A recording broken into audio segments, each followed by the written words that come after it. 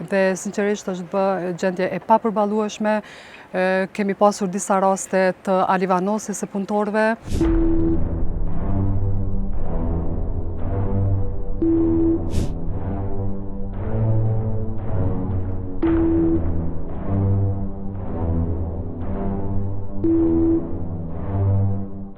Në këto temperatura shumë të larta që po mbizotrojnë në vendin tonë, kanë ndikuar edhe në institucionet publike. E si pasojë e kësaj, edhe Pallati i Drejtësisë është detyruar që të reduktojë orarin e punës.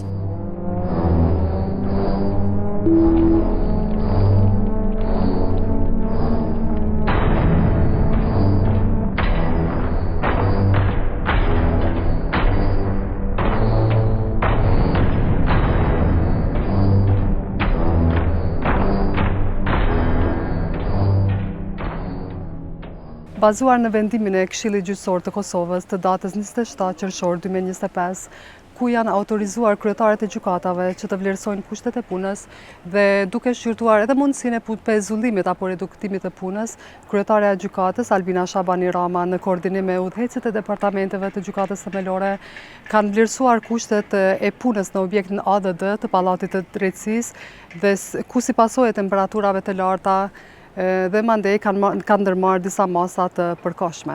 Gjykata themelore në Prishtinë ka reduktuar orarin e punës dhe atë nga ora 8 e mëngjesit deri në orën 14, ndërsa pas orës 14 do të zhvillohen vetëm rastet urgjente, seancat ku janë me raste urgjente, me rastet e paraburgimit, për shkak që janë raste me ndjeshmëri, ndërsa punëtorët të cilët kanë probleme kronike janë të liruar nga ora 12. Temperaturat e larta e kanë vështirësuar këtë gjendje në pallat, për shkak se temperaturat kanë arritur deri në 34 gradë dhe sinqerisht është bë gjendje e papërballueshme.